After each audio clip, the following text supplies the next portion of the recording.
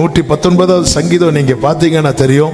119வது சங்கீதம் அதனுடைய 171வது வசனத்துல உம்முடைய பிரமாணங்களை நீர் எனக்கு போதிக்கும் போது என் உதடுகள் உமது துதியை எனக்கு நீங்க பேசும்போது நான் என்ன பண்ணுவேன்?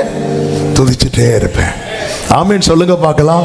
கர்த்தர் எனக்காக தான் இன்னைக்கு பேச போறான்னு சொல்றவங்க மட்டும் சத்தமா கைகளை உயர்த்தி ஆமீன் சொல்லுங்க. அப்ப நம்ம உதட என்ன பண்ணிட்டு இருக்கணும்? துதிச்சுட்டே இருக்கணும், பிரைஸ் பண்ணிட்டே இருக்கணும். ஆண்டவரை தானே துதிக்க சொல்றோம். அதுல வந்து கோட்டை விடவே கூடாது. அதெல்லாம் நாங்க வந்து அதெல்லாம் எல்லாம் இருக்கவே கூடாது. ஆண்டவருக்கு அது பிடிக்கவே பிடிக்காது. ஆண்டவர் இந்த தாவீதை வந்து இருதயத்துக்கு ஏற்றவன் அப்படின்னாரு. ஏன்னா பிரமாணம், உம்முடைய பிரமாணங்களை எனக்கு போதிக்கும் போது நீங்க எனக்கு பேசுறீங்க. அதனால நான் என்ன பண்ணுவேன் அப்படின்னா துதிச்சுட்டே இருப்பேன், நான் பிரைஸ் பண்ணிட்டே இருப்பேன். நம்ம வந்து ஆண்டவரை பிரைஸ் பண்ணிட்டே துதிச்சுட்டே இந்த வார்த்தையை கேட்கும் போது இந்த வார்த்தை ஆழமா நமக்குள்ள விதைக்கப்படும். அதுக்கப்புறம் சத்துரு அந்த வசனத்தை என்ன செய்ய முடியாது தெரியுமா? எடுக்கவே முடியாது. ஆமேன் சொல்லுங்க பார்க்கலாம். நமக்கு ஒரு பாலகன் பிறந்தார், நமக்கு ஒரு குமாரன் கொடுக்கப்பட்டார். கர்த்தத்துவம் அவர் தோளின் மேல் இருக்கும். அவர் நாமம் அதிசயமானவர், ஆலோசனை கர்த்தர், வல்லமையுள்ள தேவன், நித்திய பிதா, சமாதான பிரபு. 7வது வசனத்தை வாசிங்க. தாவீதின் சிங்காசனத்தையும் அவனுடைய ராஜ்யத்தையும் அவர் திடப்படுத்தி அது இது முதற்கொண்டு என்றென்றைக்கும் நியாயத்தினாலும் நீதியினாலும் நிலைப்படுத்தும். திடப்படுத்தவும் நிலைப்படுத்தவும் அவர் செய்யும்படி இந்த பூமியில வந்திருக்கிறார். வேதம் சொல்லுகிறது அவருடைய கர்த்தத்துவத்தின் பெருக்கத்துக்கு முடிவே கிடையாது. நம் ஆண்டவர் பெருக்கத்தின் ஆண்டவர். சத்தமா ஆமேன் சொல்லுங்க பார்க்கலாம். நம் ஆண்டவர் பெருக்கத்தின் ஆண்டவர். ஆமேன். 6 லட்சம் புருஷர்கள் எகிப்திலிருந்து புறப்பட்டு வந்தாங்க.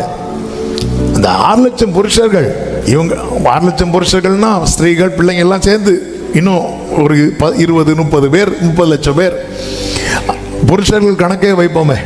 இந்த 6 லட்சம் புருஷர்கள்ல 5 லட்சம் பேருக்கு மன்னா கொடுத்துட்டு, இல்லப்பா இன்னும் 1 லட்சம் பேருக்கு இல்லை, நாளைக்கு உங்களுக்கு ஃபர்ஸ்ட் தரேன்னா அப்படி சொல்லல ஆண்டவர். அவருடைய பெருக்கத்துக்கு 5000 இருந்தாலும் மீதி வரும், 5 லட்சம் இருந்தாலும் மீதி வரும். என் தேவனுடைய பெருக்கத்துக்கு முடிவே கிடையாது. நட்சத்திரத்தை எண்ண கூடுமானால் எண்ணு என்றார். அவர் பெருக்கத்தின் தேவன். ஆண்டவர் சொல்லுங்க, நான் மகிழ்ச்சியை பெருக பண்ணுவேன்னு சொல்றார். எது எது இல்லையோ அதை பெருக பண்ணுகிற தேவன். ஆமாம். கொஞ்சம் மாவு கொஞ்சம் எண்ணெய் தான் இருந்தது, பஞ்சகாலம் முழுவதுக்கு தேவை, அது பெருக பண்ணுகிறார். 5 அப்பம் 2 மீன் பெருக பண்ணுகிறார். என் தேவன் பெருக்கத்தின் தேவன். ஆமென். ஹல்லேலூயா. இன்னும் பிந்தின ரசம், சுவையுள்ள ரசத்தை இன்னும் வைத்திருக்கிறீரே.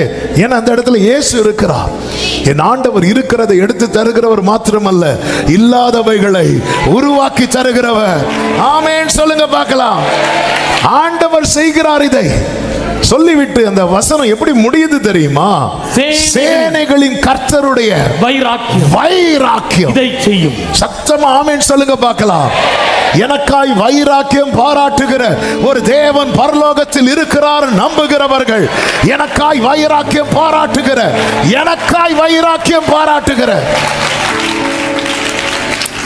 அவருடைய வைராக்கியம் என ஈனப்படுத்தப்படுகிறதை பார்க்கிறார், துன்பப்படுத்தப்படுகிறதை பார்க்கிறார். எனவேதான் சங்கீதம் 68:13 சொல்லப்பட்டிருக்கிறது, நீங்கள் அடுப்பின் அடியில் கிடந்தவர்களாயிருந்தாலும் வெள்ளியால் அலங்கரிக்கப்பட்ட புறாச்சிறகுகள் போலவும் பசும்பொன் நிறமாகி அதன் இறகுகளின் சாயலாகவும் இருப்பீர்கள்.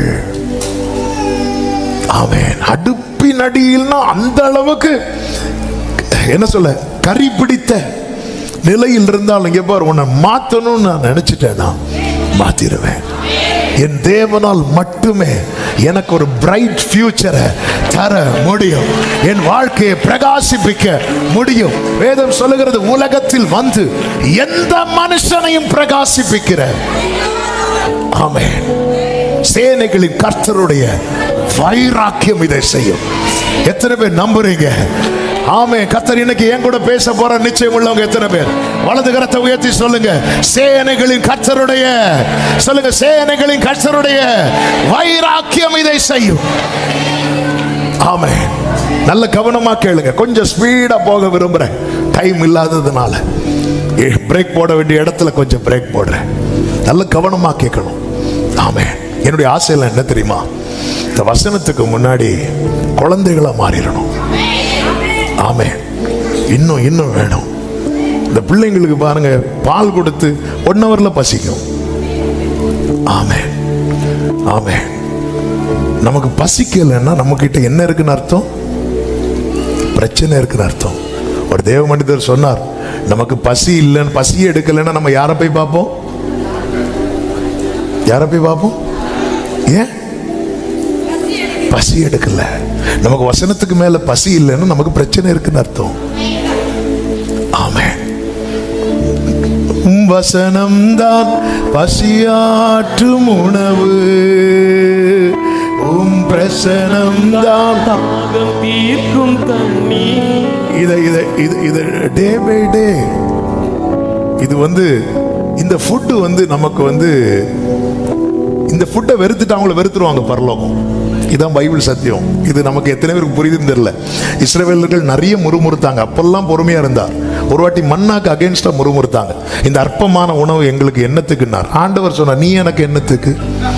பாம்பை விட்டார், உள்ள சாவுண்டார். ஏன்னா மன்னாவை வெறுக்க ஆரம்பிச்சுட்டாங்க. மன்னாவை வெறுத்த கூட்டத்தை பரலோகம் வெறுத்துட்டு. மன்னா யாரு தெரியுமா? வானத்திலிருந்து இறங்கின ஜீவ அப்பம் நானே என்றார். நாளுக்கு நாள் நாளுக்கு நாள் சேனைகளின் கர்த்தருடைய வைராக்கியம். நான் இதை நம்புறேன், நான் இதை நம்புறேன். ஏனென்றால் எனக்கு தேவன் பாராட்டின கிருபை கொஞ்சமல்ல, கொஞ்சமல்ல. நாம் பணத்தையோ பொருளையோ கொடுத்து வாங்கப்பட்டவன் அல்ல. என் தேவனுடைய இரத்தத்தாலே சிலுவையில போராடி சம்பாதித்த சம்பத்து தான் நாம. ஆமென். நான் ஈனப்படுத்தப்பட்டால் அவருக்கு வலிக்கும். ஒரு தேவ பிள்ளையுடைய பார்வை இப்படிதான் இருக்கணும். நான் ஈனப்படுத்தப்பட்டா, அதனாலதான் ஆமென், இஸ்ரவேலை திருப்பும்படிக்கு கர்த்தர் என்னை அனுப்பினார். இயேசுவை குறித்த தீர்க்க தரிசன வார்த்தை. இஸ்ரவேலோ சேராதே போகிறது, ஆனாலும் நான் கர்த்தருடைய பார்வையில் கனமடைவேன். ஒரு தேவனுடைய பார்வை இப்படிதான் இருக்கணும். இதுக்கு பெஸ்ட் எக்ஸாம்பிள் வேற யாரை எடுக்க வேண்டாம், நம்ம ஆண்டவராகிய இயேசு கிறிஸ்து. அவரை பாருங்கள். அவர் இந்த பூமியிலே நமக்காக இறங்கி வந்தார், நமக்காகவே இறங்கி வந்தார். ஏதேனிலே முதலாவது தேவன் இறங்கினார். அப்பொழுது அவருடைய நீதியை வெளிப்படுத்தினார். அவருடைய நீதி என்ன? மனிதன் பாவம் செய்தான், தள்ளப்பட்டான், ஏதேனை விட்டு தள்ளப்பட்டான். நேற்று இரவு சொன்ன செய்தி. ஆனால் மனிதனை தள்ளும் போது கூட கர்த்தர் அவனுக்கு ஒரு கயிறு போட்டு கொடுக்கிறார், பிடிச்சு வர்றதுக்கு. அந்த கயிறு தான் என்ன ப்ராபசி? உன் வித்துக்கும் ஸ்திரீயின் வித்துக்கும் நான் பகை உண்டாக்குவேன், அவர் உன் தலையை நசுக்குவார். சாத்தானை தள்ளும் போது ஹோப்பு கொடுக்கல, இனி அவ்வளவுதான். ஆனா மனுஷனை ஏதேனை விட்டு தள்ளும் போதே ஒரு ஹோப்பு கொடுக்கிறார். அந்த ஹோப்பு தான் இந்த ரோப்பு. ஆமே, அந்த ரோப்பு தான் ஹோப்பு. ஆமா, நீ இதை பிடிச்சேன்னா உள்ள வந்துடலாம். அவர் தான் ஜீசஸ் கிரைஸ்ட். முதலாவது கர்த்தர் ஏதேன்ல இறங்கினார் பாருங்க. ஆமே, நாம பிடிச்சு ஏறுற ரோப்பு அவர் மேல வச்சிருக்கிற ஹோப்பு தான்.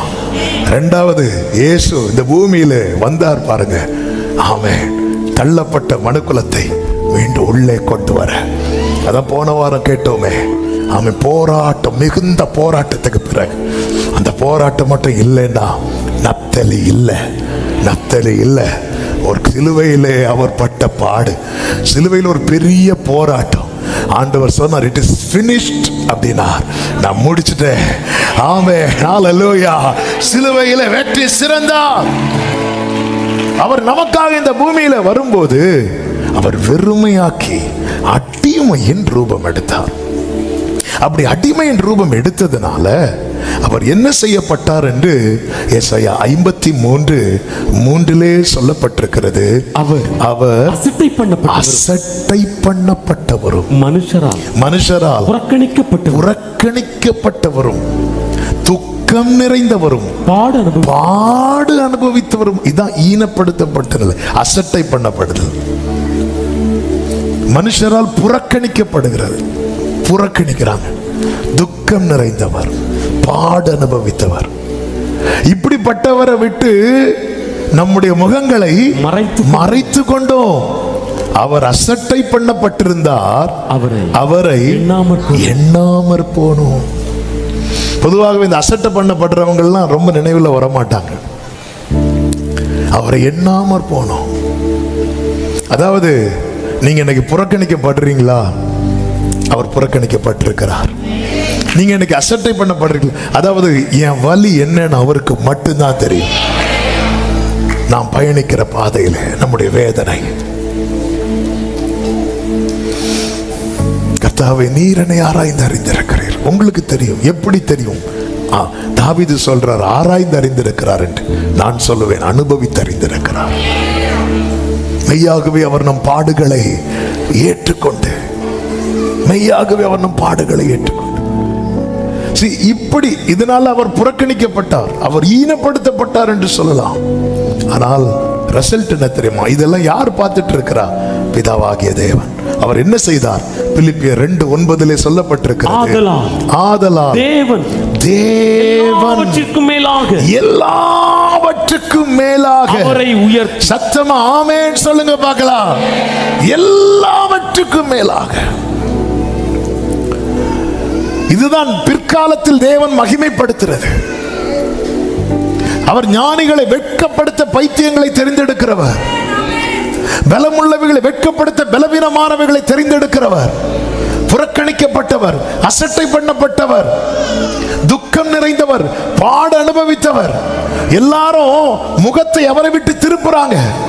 அவரை தேவன் எல்லாவற்றுக்கும் மேலாக உயர்த்தி, எல்லாவற்றுக்கும் மேலாக உயர்த்தி, வானோர் பூதலத்தோர் பூமியின் கீழானோருடைய முழங்கால் யாவும் முடங்கும்படிக்கு பிதாவாகிய தேவனுக்கு மகிமையாக இயேசு கிறிஸ்து கர்த்தர் என்று எல்லா நாமத்திற்கும் மேலான நாமத்தை கைகளை உயர்த்தி ஆமென் சொல்லுங்க பார்க்கலாம்.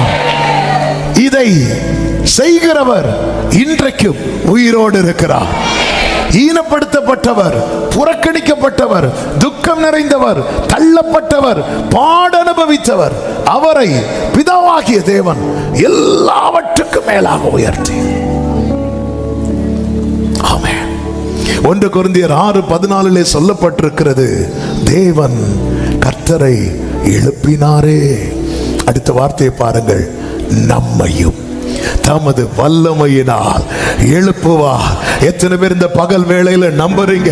இதே போல கர்த்தர் என் வாழ்க்கையிலும் ஒரு மேன்மையை வைத்திருக்கிறார் நம்புகிறவர்கள் கைகளை உயர்த்தி ஆமென் சொல்லுங்க பார்க்கலாம். இது எப்படி சாத்தியமாகும்? சேனைகளின் கர்த்தருடைய வைராக்கியம் ஆமென் இதை செய்யும். அதாவது ஆண்டவராகிய இயேசு கிறிஸ்து இந்த பூமியில அனுப்பப்பட்டதின் நோக்கம் நம்மை மீட்பதற்கு மட்டுமல்ல, நம்மையும் அவரை போல மாற்றுவதற்கு. கர்த்தருக்கு மகிமை உண்டாவதாக. அதாவது ரோமர் 8:29 வாசியுங்கள்.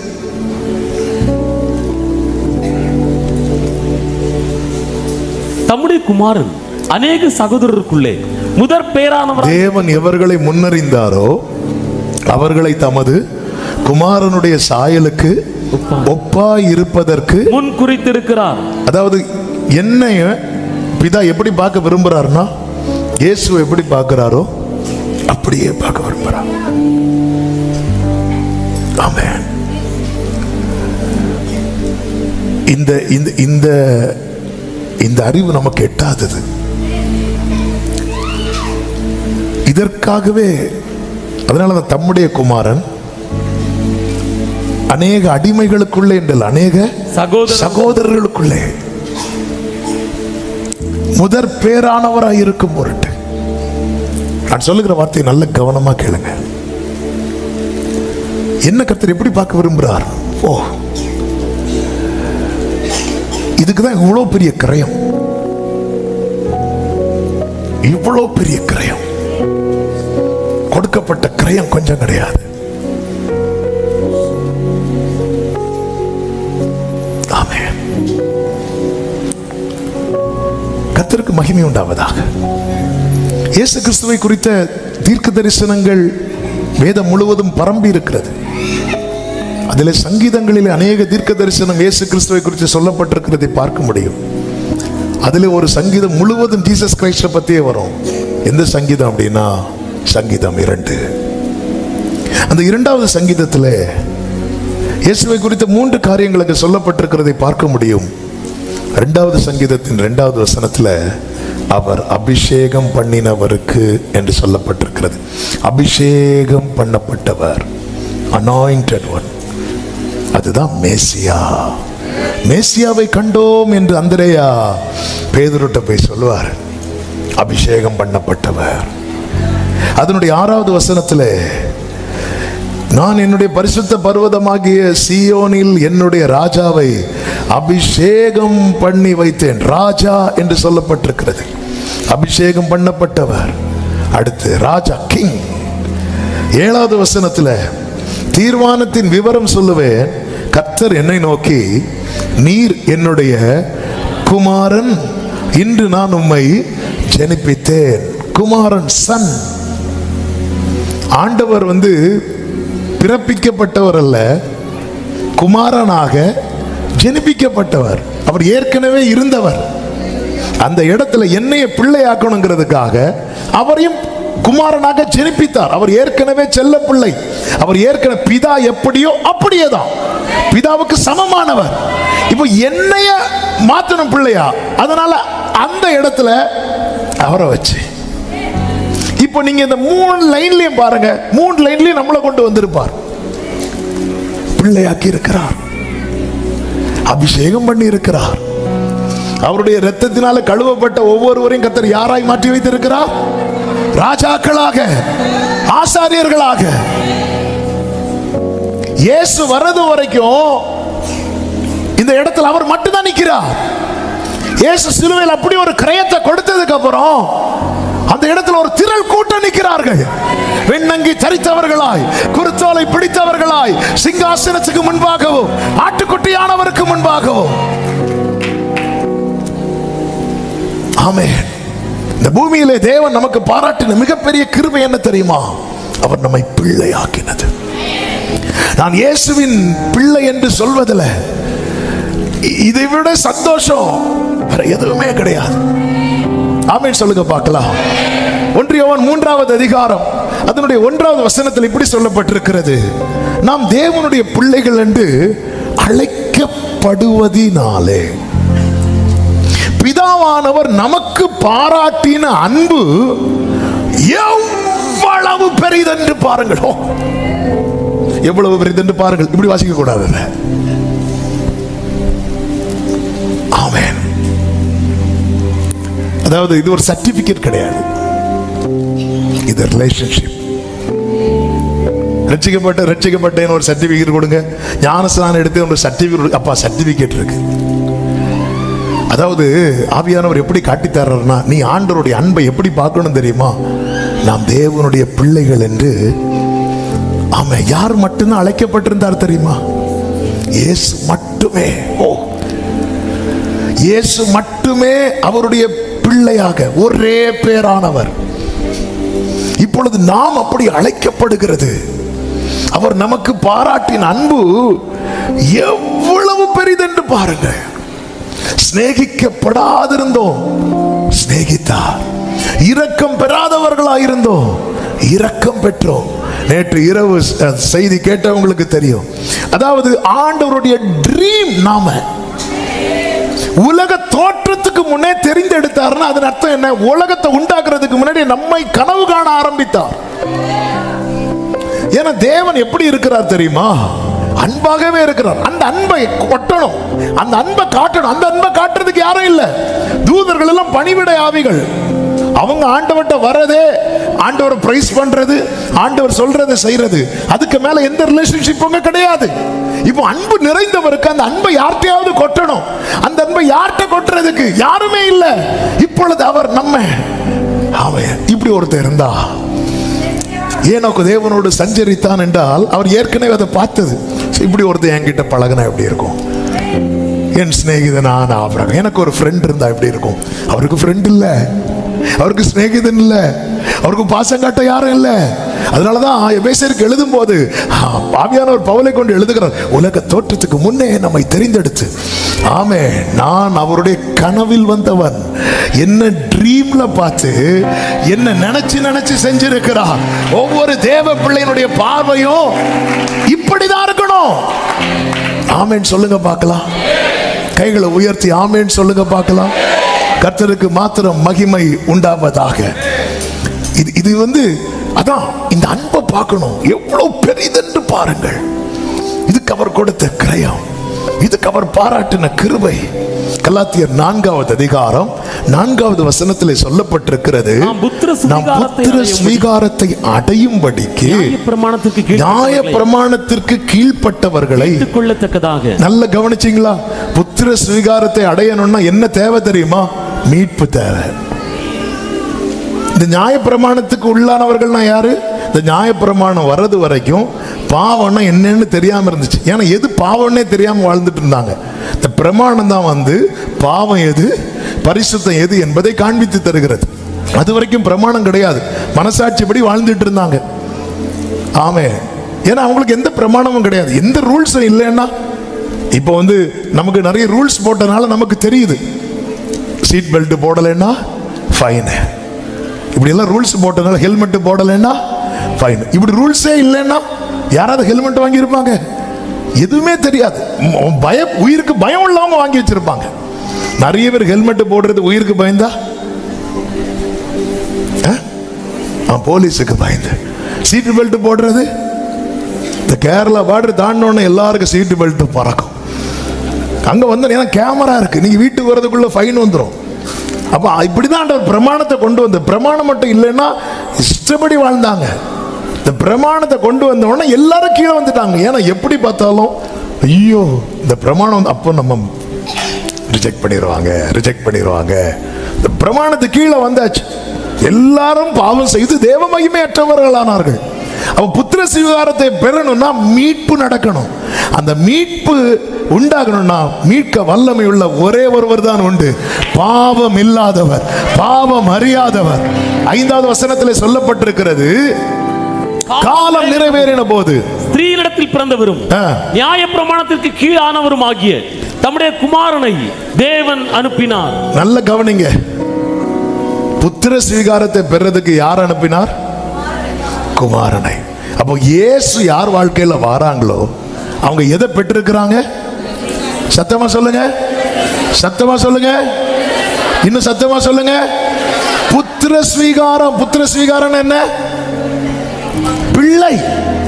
பிள்ளை என்கிற அதிகாரம், பிள்ளை என்கிற அதிகாரம் இயேசுவின் இரத்தத்தால் மீட்கப்பட்ட ஒவ்வொருவரும் பெற்றிருக்கிறாங்க.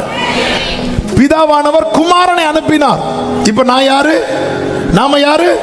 பிள்ளைங்க. இனி அடுத்த வசனத்துல மேலும் நீங்கள் புத்திரராய் இருக்கிறபடியினால், நீங்கள் புத்திரராய் இருக்கிறபடியினால் அப்பா பிதாவே என்று கூப்பிடத்தக்கதாக தேவன் தமது குமாரனுடைய ஆவியை, தேவன் தம்முடைய குமாரனுடைய ஆவியை உங்கள் இருதயங்களில் அனுப்பினார். நல்ல கவனிங்க, இயேசு அனுப்பினதும் நமக்கு புத்திர ஸ்வீகாரம் கிடைக்குது.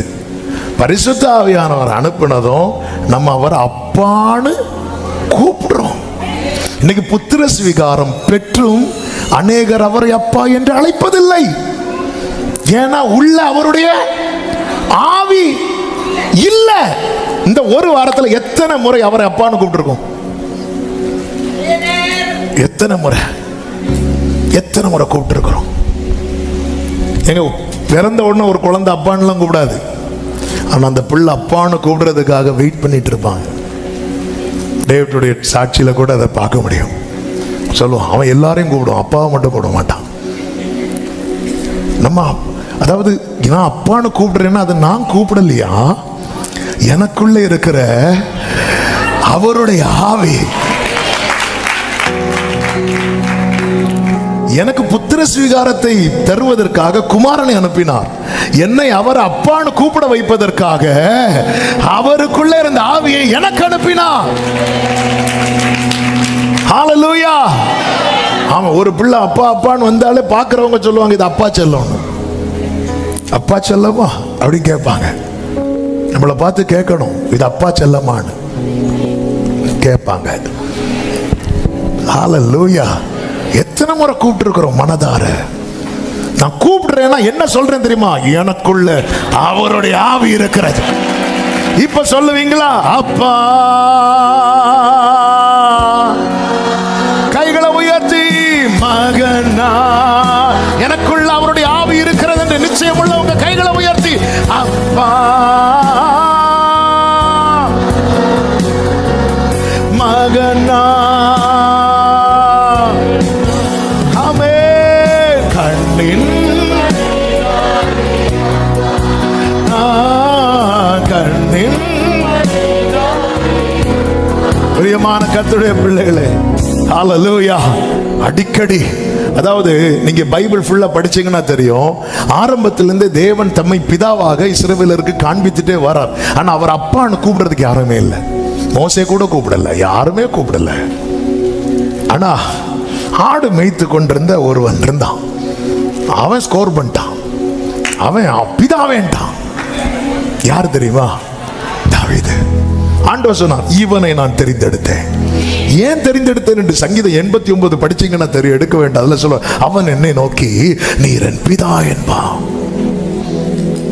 இயேசு வந்ததும் ஜெபிக்க சொல்லிக் கொடுக்கிறார். என்ன சொல்லிக் கொடுக்கிறார்னா, பரலோகத்தில் இருக்கிற எங்கள் பிதா, அப்படிதான் கூப்பிடணும். நீ அவரை ஆபிரகாமின் தேவன், ஈசாக்கின் தேவன், யாக்கோபின் தேவன் கூப்பிட்ட கேட்பாரு. ஆனா நீ அது உனக்கு ஆண்டவர் கடையில யாரை இப்ப வச்சுட்ட தெரியுமா? ஆபிரகாம வச்சுட்ட, ஈசாக்க வச்சுட்ட, யாக்கோப இப்படி போற. உன் ஜெபம் அவரை விட்டு உன்னை தூரம் கொண்டு போக கூடாது. உன் ஜெபம் அவர் கிட்ட கொண்டு போகணும். நம்ம ஜெபிக்க நிக்கும் போது ஆபிரகாமின் தேவனும், ஈசாக்கின் தேவனும், யாக்கோபின் தேவனும். அடுத்த லிஸ்ட் பெருசா இருக்கு. யாக்கோபுக்கு 12 பிள்ளைங்க, சொல்லுங்க சேர்த்து. அடுத்து அப்போஸ்தலருக்கு அடுத்து சொல்லுங்க. இவன் ஒருத்தர் ஜோமன் வந்தாலும் எங்க போனா? ஆண்டவரே ஜோமணி அப்படி வரக்கூடாது. நீங்க எவ்வளவு தூரத்தில் இருந்தாலும் அப்பா அண்ணா. என்ன நடக்கும் தெரியுமா? இளையகுமாரன் ஒரு ஸ்டெப் எடுத்து வைக்கும் போது அப்பா அங்கிருந்து ஓடி வரா தகப்பனே. இந்த அன்புக்கு இணையே கிடையாது. இந்த அன்புக்கு அதாவது அவருடைய அன்புல மாற்றமே கிடையாது.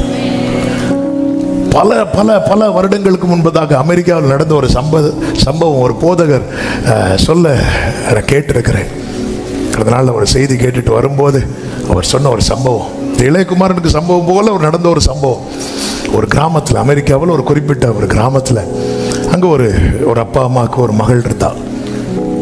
அந்த பிள்ளைக்கு 16 வயசு, நல்ல அன்பாய் வளர்க்கப்பட்ட பிள்ளை. 16 வயசுல அவளுக்கு இன்னொருவனுடைய தொடர்பு கிடைக்கிறது. அவங்க பேரண்ட்ஸ் ரொம்ப சொல்லி பார்க்குறாங்க, வேண்டாமா, இது நல்லது இல்லைம்மா, நீங்கள் படிக்கிற வயசு இல்லை, எனக்கு இந்த அன்பு தான் வேணும்னு சொல்லி பெற்றோருடைய உறவை துண்டித்து விட்டு போயிட்டான். அவன் ரொம்ப மோசமானவன். அவளை இந்த பிள்ளைய ரொம்ப தப்பாக யூஸ் பண்ணி கடைசியில் என்னாச்சு அப்படின்னா, அந்த பிள்ளைக்கு சரீரத்தில் பலவிதமான வியாதிகள் வர ஆரம்பித்து, இந்த பிள்ளையை வச்சு இன்னும் எந்த யூஸுமே இல்லைன்னு தெரிஞ்சது அந்த பிள்ளையை விட்டுட்டு போயிட்டான். ரொம்ப வசதியுள்ள குடும்பத்தில் உள்ள பிள்ளை. கடைசியில் ரொம்ப நாள் அந்த பிள்ளை தெருவில் சில வராண்டால இப்படி தான் படுத்து காலத்தை ஓட்டிட்டு இருந்தா. பசி வர தாங்க முடியலை. அவன் நினைச்சா, நான் ஒரு லெட்டர் எழுத போறேன், அந்த லெட்டரை எங்கள் அப்பாவுக்கு அனுப்ப போகிறேன். அந்த லெட்டரில் என்ன எழுதியிருந்தான்னா, அப்பா நான் தப்பு பண்ணிட்டேன், நாங்கள் வந்தால் நீங்கள் என்னை அக்செப்ட் பண்ண மாட்டீங்க எனக்கு தெரியும், இருந்தாலும் ஒரு சான்ஸ் நான் கேட்குறேன். இந்த லெட்டரில் ஒரு டேட்டு போட்டு, நான் இந்த டேட்டில் அங்கே வருவேன், நான் வர்றது நீங்கள் அக்செப்ட் பண்ணுவீங்கன்னா வீட்டுக்கு ஃப்ரெண்டில், அதாவது அந்த தெரு முனையில் ஒரு மரம் இருக்குது, அந்த மரத்தில் நீங்கள் ஒரு வெள்ளை கொடியோ அல்லது ஒரு வெள்ளை துணியோ நீங்கள் கட்டி வச்சுட்டீங்கன்னா நீங்கள் என்னை அக்செப்ட் பண்ணுறீங்கன்னு அர்த்தம். நான் அந்த பஸ்ஸிலேருந்து இறங்கி வருவேன். அப்படி இல்லைன்னா நீங்கள் என்னை அக்செப்ட் பண்ணல, நான் அந்த பஸ்ஸிலேருந்து இறங்கவே மாட்டேன், நான் அப்படியே போயிடுவேன்ப்பா அப்படி சொல்லிட்டு லெட்டர் எழுதுனான். அதே போல இவ வாரா, இவளுக்கு தெரியல வெள்ளை துணி கட்டி இருக்குமா, கட்டி இருக்காதான்னு. நேர வரும்போது அந்த ஊர் திருவிழா மாதிரி இருக்கு.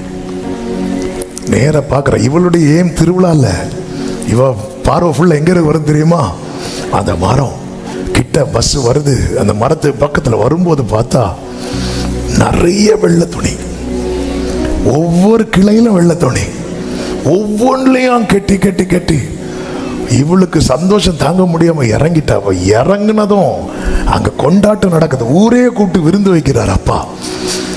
ஓடி போய் இவளை கட்டி பிடிக்கிறார். இவ கேட்குற அந்த இடத்துல இருந்த, அப்பா நான் உங்கள்கிட்ட ஒரு துணி தானே கட்ட சொன்னேன், நீங்கள் ஏன்பா ஃபுல்லாக கட்டினீங்கன்னு கேட்கும்போது அந்த அப்பா சொன்ன வார்த்தை, நான் ஒரு துணி கட்டி ஒருவேளை நீ பார்க்காம போயிட்டேன்னா, நீ பார்க்காம போயிட்டேன்னா அதனால தான் என்கிட்ட இருக்கிற மொத்த வெள்ளை துணியையும் நான் இதில் கட்டி வச்சுட்டேன், எனக்கு நீ வேணும், உன்னை நான் மிஸ் பண்ண விரும்பல. பிரியமான கர்த்தருடைய பிள்ளைகளே, நம்ம பல பக்கம் திரும்பினோம், எல்லா பக்கத்திலும் அவர் நின்னதுனால தான் ஏதோ ஒரு பக்கத்தில் நம்ம அவரை பார்த்து, ஹல்லேலூயா, நம்ம எல்லாம் சரியான திசையை நோக்கி பயணித்து இங்க வந்தவங்க நினைக்கிறீங்க. எல்லா பக்கத்திலையும் வந்து நின்னுட்டார், எல்லா பக்கத்திலையும். ஆண்டவரே, நான் வானத்துக்கு ஏறினாலும் அங்கே இருக்கிறீர், நான் பாதாளத்துல படுக்கை போட்டாலும் ஏண்டவரே அங்கேனா, ஒருவேளை நீ பார்க்காம போயிட்டேனா. எப்ராஹிம் எனக்கு அருமையான குமாரன் அல்லவோ, என் தேவன் என்னை பிள்ளையாக்கினது எனக்கு பாராட்டின கிருபை என்றால் நான் சொல்லுவேன், என் சேனைகளின் கர்த்தருடைய வைராக்கியம் எனக்கு செய்ய வேண்டியதை. என்னையா தேடினீர், உம்மை மறந்தவோ. ருசித்தவங்க கைகளை உயர்த்தி, என்னையா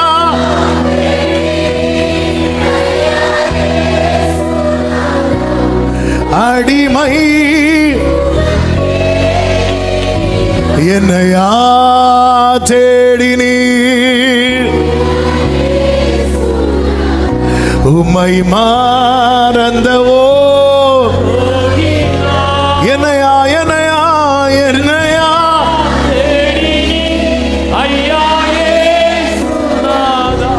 அடிமை. நீங்க மனதார அப்பான்னு சொல்லுங்க. வேதத்தில் சொல்லப்பட்டிருக்கிறது, ஆவியை அவித்து போடாதிருங்கள், அவித்து போடாதிருங்கள். ஆமென். அல்ல நெருக்கம் எந்த அளவுக்கு எனக்கு ஆண்டவருக்கு இடையே இருக்கிற இந்த உறவை நான் கொண்டாட கனப்படுத்த இல்லை. நான் டெய்லி பைபிள் படிக்கிறவனா இருக்கலாம், டெய்லி 1 hour ஜெபிக்கிறவனா இருக்கலாம், ஆனா இந்த உறவுல இல்லைன்னா, ஆமென், ஹல்லேலூயா, முழங்காலில் நிற்க வேதத்தை அறிய தினந்தோறும் தேவா, உமக்கும் எனக்கும்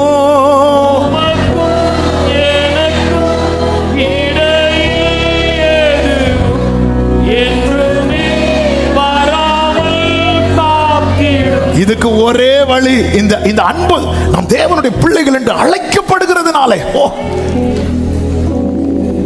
யார் அழைக்கிறா? அப்படி யாரு சொல்றா? ரோமர் 8:16 சொல்லப்பட்டிருக்கிறது, நாம் தேவனுடைய பிள்ளைகளா இருக்கிறோம் என்று ஆவியானவர் தாமே நம்முடைய ஆவியுடனே கூட சாட்சி கொடுக்கிறார். இந்த சாட்சி மெய்யா இருக்கிறது. பரலோகத்தில் சாட்சி எடுக்கிறவர் மூவர், பிதா, வார்த்தை, பரிசுத்த ஆவி என்பவர்களே, இம்மூவரும் ஒன்றாய் இருக்கிறார்கள். இந்த சாட்சி மெய்யா இருக்கிறது. அவர் ஆம் என்று திருவுளப்பட்டுகிறார். அவர் அப்பான்னு சொல்லும் போது உலகம் சொல்லும், இவனா அவரே அப்பான்னு சொல்றான். அப்படி சொல்லும் போது உள்ள இருக்கிறவர் சொல்லுவார், சொல்லு, நீ கரெக்டா தான் சொல்ற, ஏன்னா உன் மேல இருக்கிற அடிமைத்தனத்தை அவர் சிலுவையில உடைச்சு உனக்கு புத்திர ஸ்வீகாரத்தை கொடுத்திருக்கிறார். அவர் பிள்ளையாக்கி இருக்கிறார். பிள்ளையாக்கினது மட்டுமா, அவர் சமூகத்திலே நம்மை ஸ்திரப்படுத்தி நம்மை அபிஷேகத்திருக்கிறார். 2 கொரிந்தியர் 1:21 சொல்லப்பட்டிருக்கிறது, வாசியுங்கள். உங்களோட கூட எங்களையும் கிறிஸ்துவுக்குள் ஸ்திரப்படுத்த ஸ்திரப்படுத்தி, கிறிஸ்துவுக்குள் ஸ்திரப்படுத்தி, நம்மை அபிஷேகம் அபிஷேகம் கர்த்தர் தான் பண்ணுவார். ஆமென் சொல்லுங்க பார்க்கலாம். சத்தமா ஆமென் சொல்லுங்க பார்க்கலாம். ஆமென். அபிஷேகம் பெறதுக்கு பைபிள் அழகா சொல்லுது, கிறிஸ்துவுக்குள் ஸ்திரப்படுத்தி. நான் எந்த அளவுக்கு வேரூன்றனோ கிறிஸ்துவுக்குள், அந்த அளவுக்கு நான் நிரப்பப்படுவேன். நம்மை அபிஷேகித்தவர் தேவனே.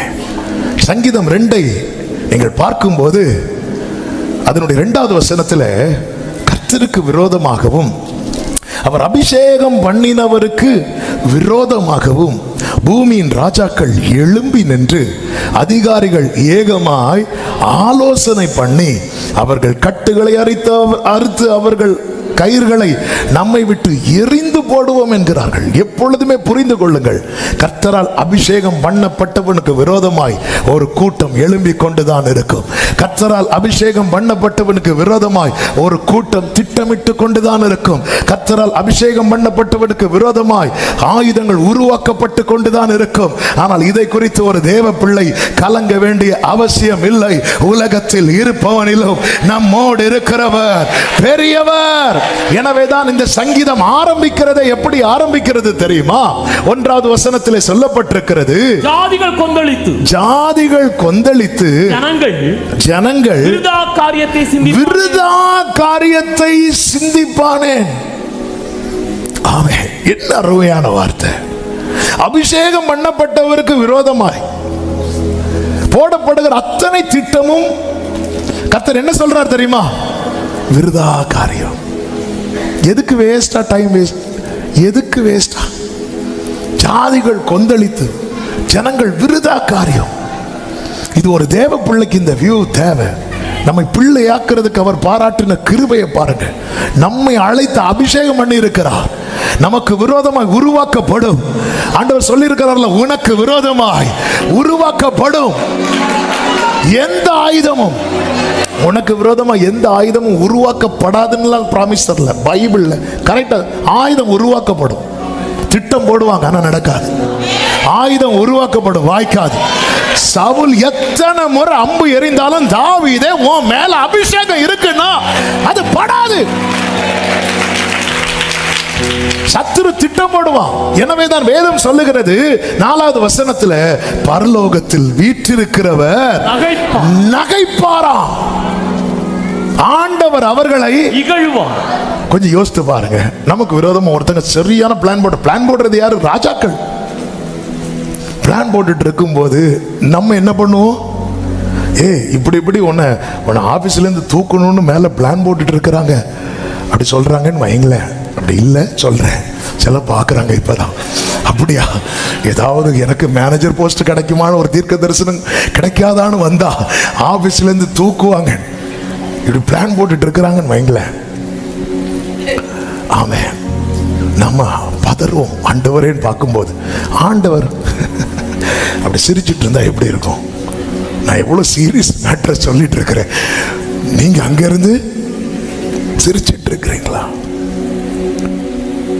ஆண்டவர் நகைப்பாராம். எங்க நம்ம கஷ்டப்படுறத நம்ம பெற்றோர் பார்த்து சிரிச்சா அப்படி இருக்கும். இங்க அப்படித்தானே நடக்குது. நமக்கு மேட்ரு இப்போ இந்த வசனம் படிச்சதுனால தெரியுது அவர் ஏன் சிரிக்கிறாருன்னு. ஆனா வெறும் பிக்சரை பார்த்தா எப்படி இருக்கும்? எப்படி சிரிச்சுட்டு போட்டோக்கு போஸ்ட் கொடுக்கறத பாரு. ஆமா, வெறுமனே பார்த்து ஆண்டவரே நான் எவ்வளவு ஃபீல் பண்ணி பேசிட்டு இருக்கிறேன், ஆண்டவரே நீர் இதை பாரும் அப்படி சொல்லும் போது ஆண்டவர்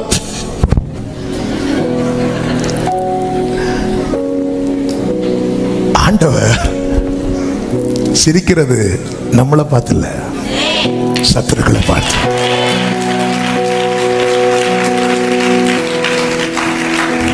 கோலியாத் நிக்கிறான், பெரிய பட்டயம் ஈட்டி எல்லாம் வச்சுட்டு நிக்கிறான்.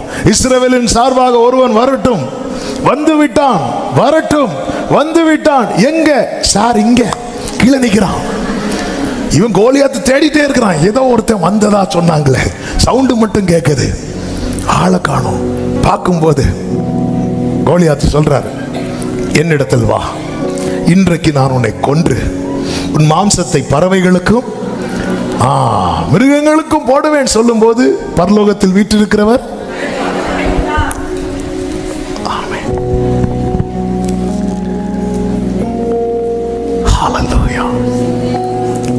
பல நேரத்தில் ஏன்னா அவங்க விருதா காரியத்தை, ஏரோது உம்மை கொலை செய்ய வகை தேடுகிறான் அப்படின்னு ஒரு நியூஸ் வருது இயேசுவுக்கு. ஆண்டவர் சொன்னா, இங்க பாரு, இந்த ஊர்ல இன்னும் 2 நாள் எனக்கு மினிஸ்ட்ரி இருக்கு, அதை முடிச்சிட்டு தான் போவேன்னு நீ போய் அந்த நரிக்கிட்ட சொல்லு. அவன் அப்படிதான் பிளான் போடட்டும். பிளான் போடுறான்னு சொல்லிட்டு அவர் ஓடல. ஏன்னா அவருக்கு தெரியும், ஜாதிகள் விருதா காரியத்தை சிந்திப்பானேன். ஆண்டவரே, நீங்க ஏன் சிரிக்கிறீங்க ஆண்டவரே? அவன் நல்ல கவனமா கேட்கணும். ஆண்டவர் பாராட்டுகிற வைராக்கியம், கர்த்தர் தாம் அபிஷேகம் பண்ணுகிறவனை ரட்சிக்கிறார். விடமாட்டார். அவர் சிரிக்கிறார், அவர் இகழுகிறார். அது மட்டும் செய்யல, அடுத்த வசனத்தில் சொல்லப்பட்டிருக்கிறது, அப்பொழுது அவர் தமது கோபத்திலே. என் ஆண்டவர் எப்பவுமே சிரிச்சிட்டு இருக்க மாட்டார், எப்பவுமே இகழ்ந்துட்டு இருக்க மாட்டார். அவருடையவர்கள் ஒடுக்கப்படுகிறதை பார்த்து கோபத்தில் எழுந்தருளுகிறவர். சத்தமா ஆமென் சொல்லுங்க பார்க்கலாம்.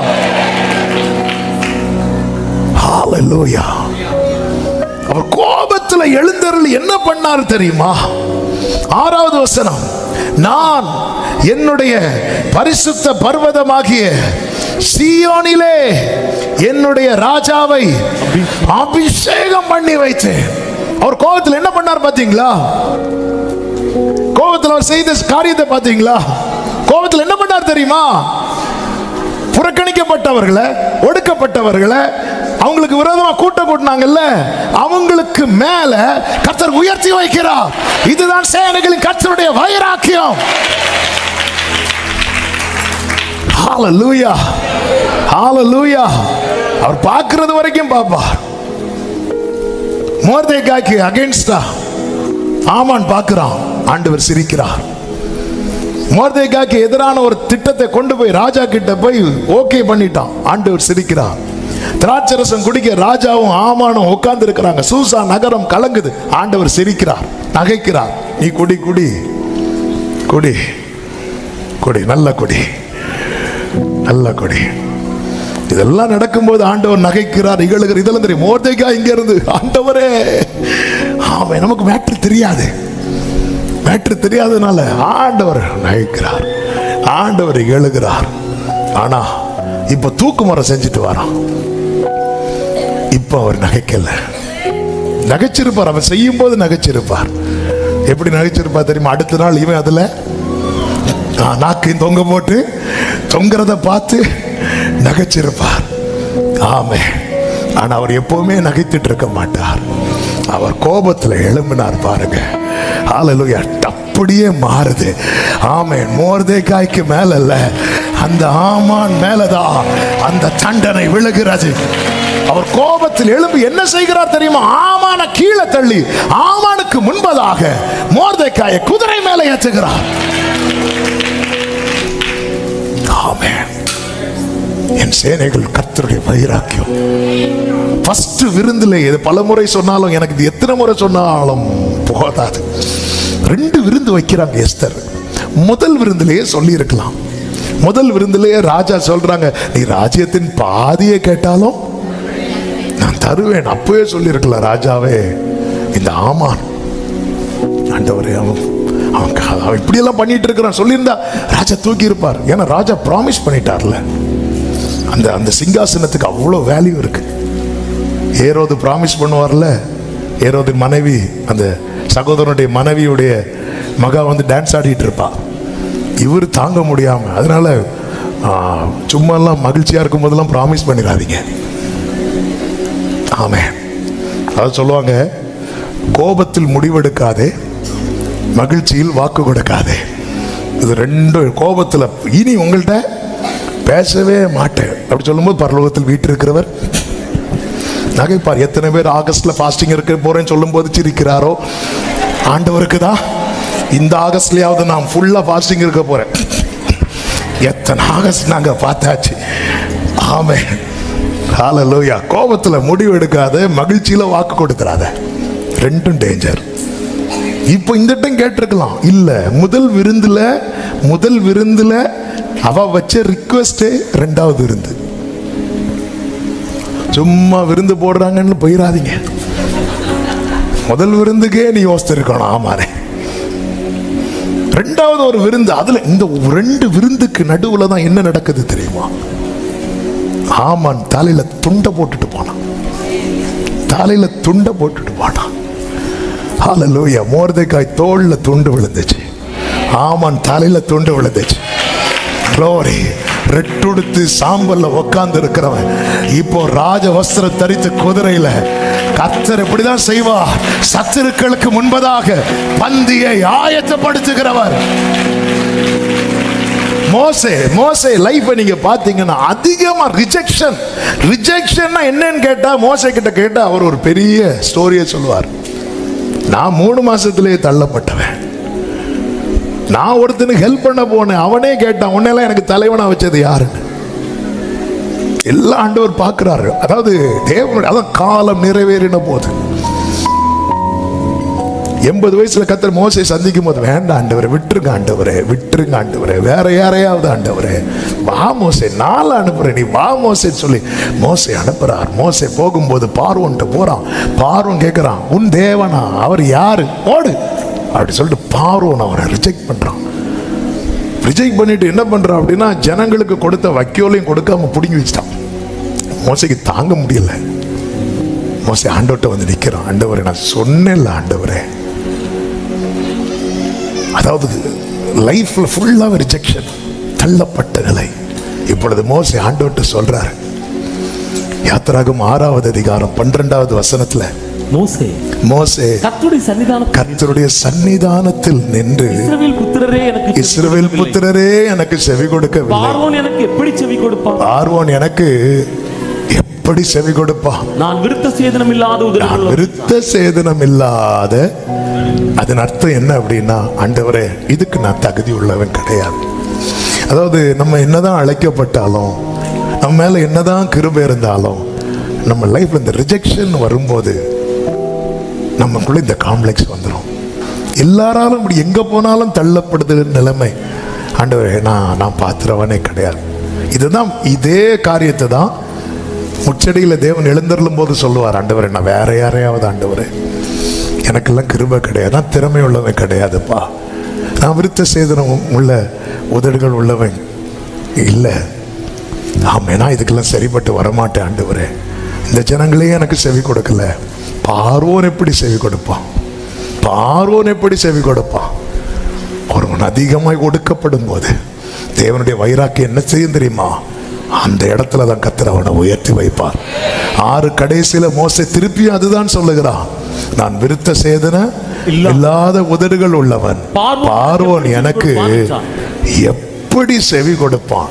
இவ்வளவு நேரம் கேட்டுட்டு இருந்த ஆண்டவர் இப்ப அடிக்கிறார் பாருங்க மோசே கிட்ட. 7:1 நான் வாசிக்கிறேன். கர்த்தர் மோசேயை நோக்கி, பார், உன்னை நான் பார்வோனுக்கு தேவனாக்கினேன். ஹல்லேலூயா. உன்னை நான், இதான் ஆண்டவர். பார், எந்த இடத்துல நீ அவமதிக்கப்படுற, எந்த இடத்துல, அந்த இடத்துல அதெல்லாம் அவர் கையில இருக்கு. உன்னை நான் பார்வோனுக்கு தேவனாக்கினேன். என்ன அர்த்தம்? மோசே, நீ ரொம்ப பேச வேண்டாம் மோசே, நீ ஆக்ஷன் காட்டு. ஆரோன் பேசுவான், பார்வோன் நடுங்குவான். நீ ஆக்ஷன் காட்டு மோசே. உன்னை நான் பார்வோனுக்கு. மோசே இப்போ ஆக்ஷன் காட்டுறார். மோசே கையை காட்டுறான். மோசே கையை காட்டுனதும் பார்வோனுடைய மந்திரவாதிகள் பார்வோன்ட்ட வந்து சொன்ன வார்த்தை என்ன தெரியுமா? இது மோசையின் விரல் அல்ல, இது தேவனுடைய விரல். உன்னை நான் பார்வோனுக்கு தேவனாக்கினேன். எந்த இடம், அதாவது டிப்ரெஷனுடைய எண்டுக்கு போயிட்டார் மோசே. நான் இல்ல ஆண்டவரே, வாழ்க்கை முழுவதும் தள்ளப்பட்ட நிலை. மோசே, நீ சொல்லு, அவன் கேட்பான். ஜனங்க கேட்பாங்க, மோசே நீ போய் நில்லு மோசே, நில்லு மோசே. நீங்க அதுக்கப்புறம் படிச்சீங்கன்னா தெரியும். பார்வோன் சொல்லும், எங்களுக்காக ஜெபம் பண்ணுங்க, எங்களுக்காக இப்படி கெஞ்சிட்டு நிப்பார் மோசே கிட்ட. உன்னை நான் பார்வோனுக்கு தேவனாக்கினேன். இதுதான் ஆண்டவர். சகோதரர்கள்ட்ட கத்துனார் குழியில இருந்து யோசேப்பு. கடைசியில யோசேப்பு ஒரு வார்த்தை சொல்லுவார், நான் தேவனா அப்படின்னு. இப்படி கொண்டு வந்து நிறுத்திட்டார் பாத்தீங்களா? இதுதான் என் ஆண்டவர். சேனைகளின் கர்த்தருடைய வைராக்கியம் அதை செய்யும்னா அதை செய்யும். ஆமென். பார், உன்னை நான் பார்வோனுக்கு தேவனாக்கிறேன். எவர்கள் உனக்கு விரோதமாக எழும்பினார்களோ அவர்கள் உன் பட்சத்தில் வருவார்கள். ஹல்லேலூயா. எத்தா என்கிற ஒரு தேவ மனிதனை குறித்து வேதத்திலே சொல்லப்பட்டிருக்கிறது. நியாயாதிபதிகள் 11வது அதிகாரம் அதனுடைய 1-2 வசனங்கள்ல பார்த்தீங்கன்னா, கிளையாத்துக்கு பிறந்தவன் தான் எப்தா. இந்த எப்தா பரஸ்திரியின் குமாரன் என்று சொல்லப்பட்டிருக்கிறது. அதாவது வேறொரு ஸ்திரீக்கு பிறந்தவன். கிளையாத்தின் மனைவிக்கு பிறந்த குமாரர்களில் ஒருவன் அல்ல, வேறொரு ஸ்திரீக்கு பிறந்தவன் தான். யார் அப்படின்னா எப்தா. அந்த வீட்டில் அவன் வளர்ந்ததும் 2வது வசனத்தில் நீங்க பார்த்தீங்கன்னா, அந்த எப்தாவின் மனைவி பெற்ற குமாரர்கள் இருக்கிறாங்கல்ல, அவங்க எல்லாம் பெரியவர்கள் ஆனதும் அவங்க எப்தாவை பார்த்து சொல்றாங்க, உனக்கு எங்கள் தகப்பன் வீட்டில் சுதந்திரம் கிடையாது, நீ அந்நிய ஸ்திரீயின் மகன் என்று சொல்லி அவனை துரத்தினார்கள் என்று சொல்லப்பட்டிருக்கிறது.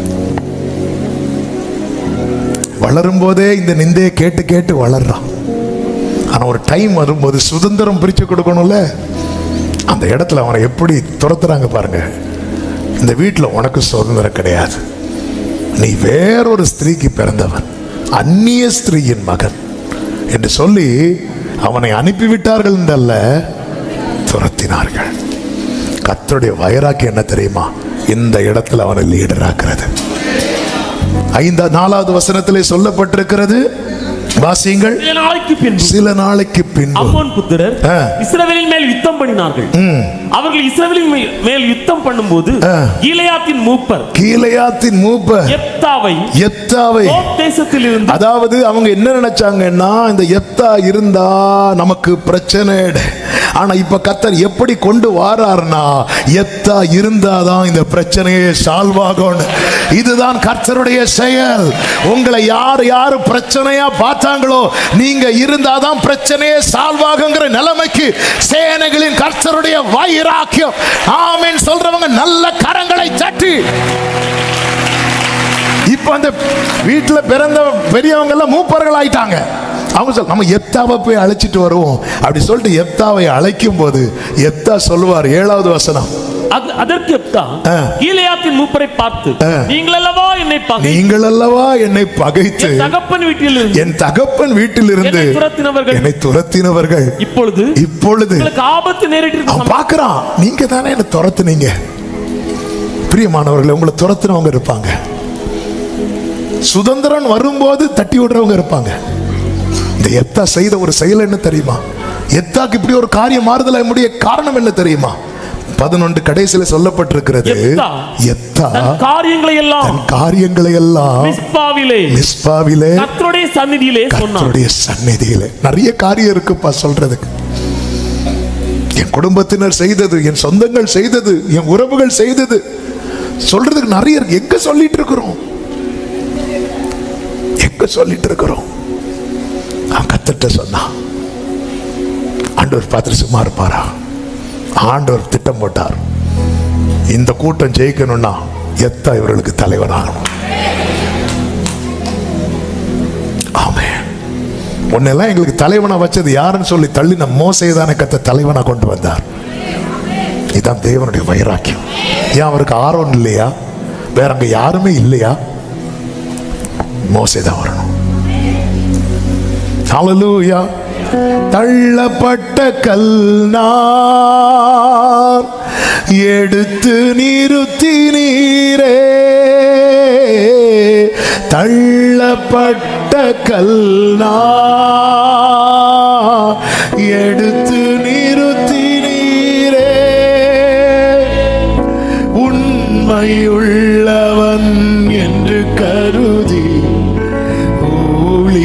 தந்தீரையா, உண்மையுள்ளவன் என்று கருதி நன்றி அப்பா. ஊழியம் தந்தீரையா. இப்ப பாருங்க 11வது வசனத்தை வாசியுங்கள். அப்பொழுது யெப்தா கீலேயாத்தின் மூப்பரோட கூட போனான். ஜனங்கள் அவனை தங்கள் மேல் தலைவனும் சேனாபதியுமாக வைத்தார்கள். இந்த யெப்தா தன் காரியங்கள் எல்லாம் கர்த்தருடைய சந்நிதியில் சொல்லுகிறவன், கர்த்தருடைய சமூகத்தில் தங்கி இருக்கிறவன். கர்த்தருடைய சமூகத்தில் தங்கி இருக்கிறவன் என்பதை எதை வைத்து சொல்லுகிறேன் தெரியுமா? யார் கர்த்தருடைய கூடாரத்தில் தங்குவான்? யார் கர்த்தருடைய பர்வதத்தில் ஏறுவான் தெரியுமா? ஆணையிட்டதில் நஷ்டம் வந்தாலும் தவறாதவன். இந்த யெப்தா ஒரு பொருத்தனை பண்ணுவார். நான் யுத்தம் போயிட்டு வரும்பொழுது என் ஃப்ரெண்டில் எது வருதோ அதை உமக்கு தருவேன். அப்படியே யுத்தம் பண்ணிட்டு வரும்போது ஃப்ரெண்டில் யார் வந்தா தெரியுமா? மகா வந்தா. அவனுக்கு துக்கம் இருந்தாலும் அவன் அதில் தவறவில்லை. இவன் தான் கர்த்தருடைய கூடாரத்தில் தங்கி இருக்கிறவன் என்று சங்கீதம் 15 சொல்லப்பட்டிருக்கிறது. ஆண்டவர் சமூகத்தில் இருந்து ஆண்டவர் சந்நிதியில் தன் காரியத்தை எல்லாம் சொல்லப்பட்டவன். நிச்சயமாய் ஆண்டவர் சமூகத்தில் நீங்க பண்ற ஜெபம், நீங்க வடிக்கிற கண்ணீர், உங்க அங்கலாய்ப்பெல்லாம் சொல்றீங்கல்ல, இதெல்லாம் வீண் போகும் நினைக்கிறீங்களா? ஒரு நாள் வரும், சேனைகளின் கர்த்தருடைய வைராக்கியம் செய்யும் நாள் வர போகிறது. ஆமென், ஹல்லேலூயா. நம்ம எதை வச்சு பார்க்கணும்? என்னை பிள்ளையாக்கி இருக்கிறார், எனக்காக செய்ய மாட்டாரா? நான் என் காரியத்தை எங்க சொல்லிட்டு இருக்கிறேன்? மோசே ஆண்டவர் சந்நிதியில் நின்று சொல்றான். ஆரோண்டு போய் சொல்லல, நான் விருத்த சேதனம் இல்லாத உதடுகள் உள்ளவன். பார்வோன்ட்டு போய் சொல்லல, ஜனங்கள்கிட்ட போய் சொல்ல. ஆண்டவரே, என்னை எல்லாரும் தள்ளிட்டே இருக்கிறாங்க ஆண்டவரே. ஆமென், எல்லாரும் என்ன வேண்டான்னு சொல்றாங்க ஆண்டவரே. தன் காரியத்தை எல்லாம் சொல்லும் போது, பார் உன்னை நான் தேவன் ஆக்கிட்டேன்டாரு. என்ன ஆண்டவருங்க! ஒருத்தர் ஆண்டவர் உயர்த்தணும்னா எப்படி வேணாலும் உயர்த்துவார். உன்னை தேவன் ஆக்கிட்டேன்டார். ஆமென். யெரொபெயாம்ட்ட ஆமென் சொல்லுங்களேன், வஸ்திரத்தை கிழித்து 10 துண்டு எடுத்துக்கோ, போ உனக்கு தான் வச்சுக்கோ. ஆமென். உயர்த்துறது ஆண்டவருக்கு விஷயம் கிடையாது. ஆண்டவர் பார்த்துட்டே இருக்கிறார், பார்த்துட்டே இருக்கிறார். சமூகத்தை விட்டு விலகிறாதீங்க. சந்நிதியில் எல்லாத்தையும் சொல்லுங்க. ஆண்டவராகிய இயேசுவை பார்த்தீர்களா? அவர் சிலுவையை எடுத்துக்கொண்டு வரும்போது ஒருத்தர் கூட பக்கத்தில் இல்லை. அவரை சுத்தி இருந்த அத்தனை பேரும் அவரை பரியாசம் பண்ணிட்டே இருக்கிறாங்க. பரியாசத்தின் நடுவில் ஒரு எழுத்து எழுதப்பட்டு கொண்டிருக்கிறது, இவர் யூதருடைய ராஜா. எல்லாரும் பரியாசம் பண்ற பிஸியில் அந்த எழுத்தை கவனிக்கல. கவனிச்சிருப்பாங்கன்னா ஃபர்ஸ்டே கையை தட்டி விட்டு, அப்படி எழுதாதீங்க, இவன் யூதருடைய ராஜா என்று சொன்னான்னு எழுதுங்கன்னு சொல்லியிருப்பாங்க. இல்ல, நிறைய பேர் பரியாசம் பண்றது நல்லது. ஆமென். அதுல நிறைய காரியத்தை அவங்க கவனிக்காம போயிடுவாங்க. ஆமென் சொல்லுங்க. சிம்சோனை கொண்டு வரும்போது எல்லாரும் என்ன பண்ணாங்க தெரியுமா? பரியாசம் பண்றதுல பிஸி ஆயிட்டாங்க. அதுல அவங்க என்ன கவனிக்கல தெரியுமா? சிம்சோனுக்கு கொஞ்சம் முடி வளர்ந்தது கவனிக்கல. கவனிச்சிருந்தா மொட்டை அடிச்சிருப்பாங்க திருப்பி. ஏன்னா அவன் ஸ்ட்ரென்த் எதுல இருக்கு? அதனால சுத்தி பரியாசம் கூடுதுன்னா உங்களுக்கான நன்மை வளருதுன்னு அர்த்தம், உங்களுக்கான காரியம் எழுதப்படுதுன்னு அர்த்தம். நம்ம ஜோம் பண்ணி அவங்க வாயை அடைச்சிட்டு இருக்கிறோம். உண்மையில கண்ணு பிடுங்கப்பட்டது சிம்சோனுக்கு, ஆனாலும் கண்ணு அடைக்கப்பட்டது எல்லாருக்கும். கொஞ்சம் முடி முளைக்க ஆரம்பிக்குது. ஒருத்தர் கூடவா இல்லை. எப்படி அவங்க ஞானத்தை அவமாக்கிட்டார் பார்த்தீங்களா? எல்லாரும் அவனை பார்த்து சிரிச்சிட்டு இருக்கும் போது நம்ம ஆளுக்கு முடி வளருது. ஆமென். இதான் கர்த்தர் எழுதிட்டு எல்லாம் பரியாசத்திலே இருக்கிறாங்க, அவருடைய வஸ்திரத்தை பங்கு போடுறதுலயே இருக்கிறாங்க. என்ன சொல்றான் பாப்போம், என்ன சொல்றா பாப்போம். ஏலி ஏலி லாமா சபக்தானி சொல்லும் போது எலியாவை கூப்பிடுறாரோ? நீங்க பேசுங்க. இங்க எழுத்து எழுதிட்டே இருக்கிறார், இவர் யூதருடைய ராஜா. அந்த எழுத்து எங்க வைக்கப்பட்டது தெரியுமா? அவர் எந்த இடத்துல பரியாசம் பண்ணப்பட்டாரோ, எந்த இடத்துல சிலுவையில் அறையப்பட்டாரோ, அவர் தலைக்கு மேல, அவர் தலைக்கு மேல சேனைகளின் கர்த்தருடைய வைராக்கியம் இதை செய்யும். உடனே போறாங்க பிலாத்து கிட்ட போய் சொல்றாங்க, என்ன சொல்றாங்க தெரியுமா? அப்படி இல்ல, அதை எழுத்த மாத்தணும். அப்படிலாம் மாற்ற முடியாது. எழுதுனது ஒரு நிலையில்லாத சிங்காசனத்தில் இருக்கிற ராஜாவே எழுதுனது என்று சொல்லும் போது, நேற்றும் இன்றும் என்றும் மாறாதவர், ஆதியும் அந்தமுமானவர், அல்பாவும் ஒமேகாவும் ஆனவர், மரித்தேன் ஆனாலும் இதோ சதா காலங்களில் உயிரோடு இருக்கிறேன் என்று சொன்னவர் என் வாழ்க்கையில எழுதுனது. அதை மாற்ற முடியாது.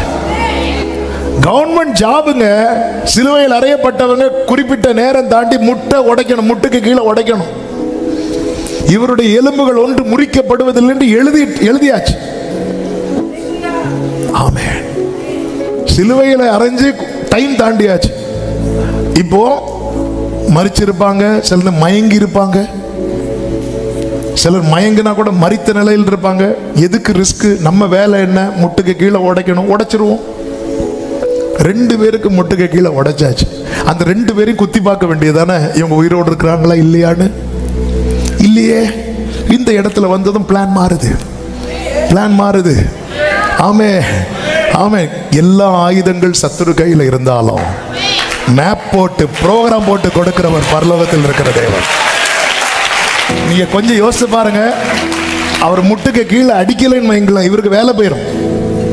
இவருடைய ஜாப் அது, இவருடைய டியூட்டி அது. டியூட்டி செய்யலைன்னா வேலை போயிடும். 2 பேரும் முட்டு உடைச்சிட்டல, இவருக்கு ஏன் உடைக்கல? எதுக்கு ரிஸ்க்? உடைச்சிருக்க வேண்டியது தானே. எத்தனை தடவை யோசிச்சிருப்பார், உடைச்சிடலாமா. God is in control. God is in control. ஆமென். என் காலங்கள் கர்த்தருடைய. எழுதுனதுல வானமும் பூமியும் ஒளிந்தாலும் இந்த எழுத்துல ஒரு உறுப்பு கூட நிறைவேறாமல் போவது இல்லை. எழுதுனது. எத்தனை பேர் நம்புறீங்க? சேனைகளின் கர்த்தருடைய வைராக்கியம். ஒன்றுல உறுதியா இருங்க. என்ன சொல்லணுமா சமூகத்துல சொல்லிருங்க. ஆமென். துரத்தப்பட்டவங்க எல்லாம் வருவாங்க. ஈசாக்க துரத்தினவங்க எல்லாம் வந்தாங்க. வந்து நாங்க சமாதானத்துக்கு வந்திருக்கிறோம். ஏன் வந்தீங்க? நம்ம கேட்போம், ஏன் வந்தீங்க? சொல்லுவாங்க, அவங்க கூட கர்த்தர் இருக்கிறார். சேனைகளின் கர்த்தருடைய வைராக்கியம் இதை செய்யும். சத்தமாமேன்னு சொல்லுங்க பார்க்கலாம். அவமானம் அடைவதில்லை அப்பா,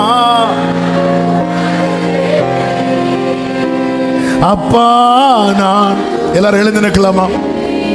ஒரு நாளும்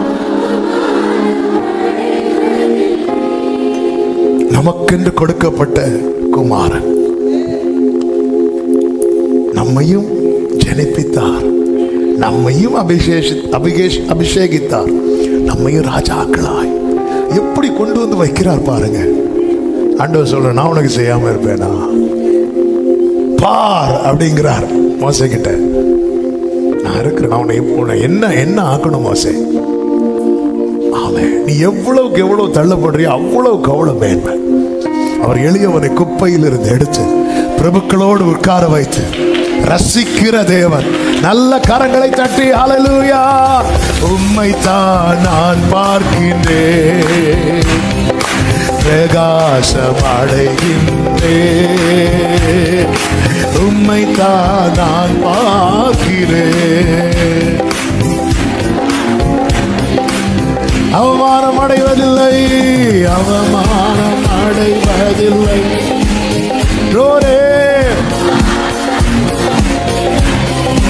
ஆமென். அவமானம் ஜீசஸ் ரோரே அப்பா.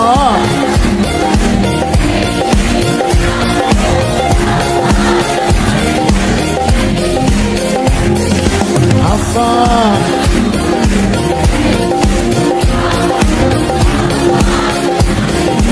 உடைந்த நொந்த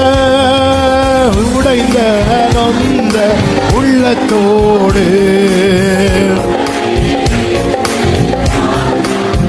ஆமென். உடைந்த நொந்த கூடவே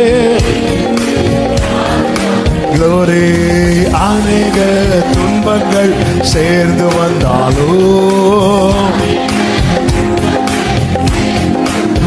ஆமென். அனைத்து நின்றும் நீர் விடுவிக்கின்றீர். நல்ல கையை தட்டி அவமானம் அடைவதில்லை, அவமானம் அடைவதில்லை. சத்தமாப்பா. ஆமென்.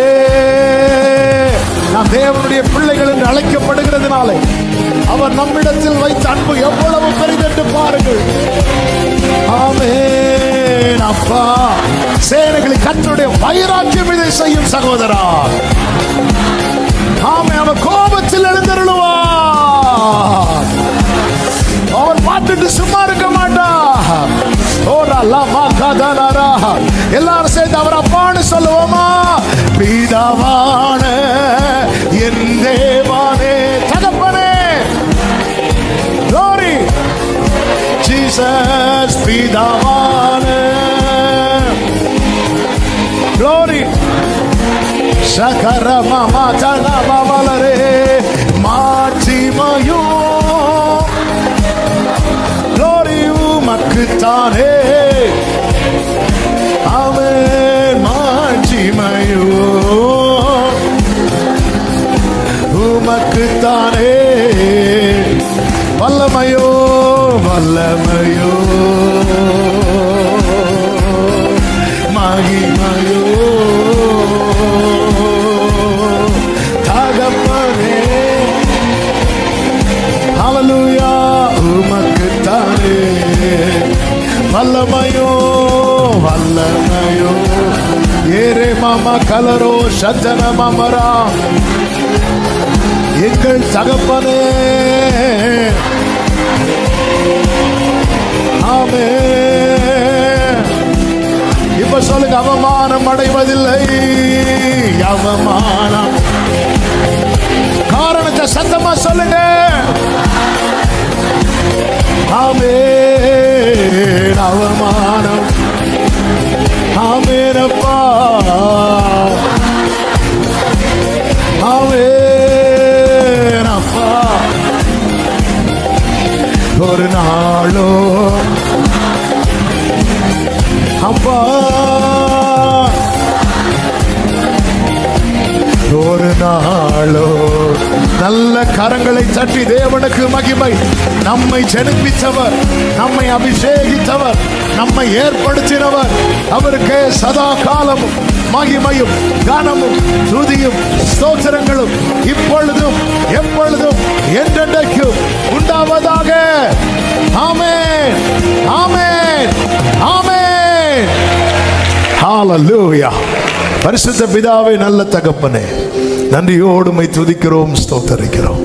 நீர் எத்தனை நல்லவர். உங்க கிருபை எவ்வளவு பெரியது. ஆண்டவரே, எங்களை நீர் எவ்வளவாய் நேசிக்கிறார். S Lord. ஈனப்படுத்தப்பட்ட காலத்துக்கு பதிலாக நீர் மகிமைப்படுத்தவே, மேன்மைப்படுத்தவே உம்முடைய வைராக்கியம் இதை செய்யும் என்று நாங்கள் நம்புகிறோம். எங்களுக்காய் நிற்கிறவர். நன்றி அப்பா. இந்த வசனங்கள் ஒவ்வொருவருக்குள்ளும் புதிய நம்பிக்கையும் தைரியத்தை நிச்சயத்தையும் கொடுப்பதா. இந்த வசனங்களை ஒருவர் உள்ளத்திலிருந்து சத்துரு பொறுக்கி கொண்டு போகாதபடி கிருபையாய் காத்தரணும். ஒவ்வொருவரை ஆசீர்வதிங்க. இந்த வாரம் ஒவ்வொருவருக்கும் மகிழ்ச்சியாய் ஆசீர்வாதமாய் நன்மையாய் இருக்க கர்த்தர் அனுக்கிரகம் செய்தரணும். தாழ்த்தி அர்ப்பணிக்கிறோம். மகிமை கனம் துதி ஸ்தோத்திரங்கள் அனைத்தும் ஒருவருக்கே செலுத்துகிறோம். இரட்சகர் இயேசுவின் நாமத்தில் பிதாவே, ஆமென். சேர்ந்து சத்தமாய் சொல்லுவோம். என் ஆத்துமாவே முழு உள்ளமே அவருடைய பரிசு நாமத்தை ஸ்தோத்திரி. என் ஆத்துமாவே கர்த்தரை ஸ்தோத்திரி. கர்த்தர் செய்த சகல உபகாரங்களை மறவாதே. ஆமென். நம்முடைய கர்த்தராகிய இயேசு கிறிஸ்துவின் கிருபையும் பிதாவாகிய தேவனுடைய அன்பும் பரிசுத்த ஆவியானவருடைய ஐக்கியமும் சிநேகமும் பாதுகாவலும் நம் அனைவரோடும் எல்லா பரிசுத்தவான்களோடு கூட கர்த்தருடைய வருகை மட்டும் தங்கி இருப்பதாக. ஆமென். ஹல்லேலூயா.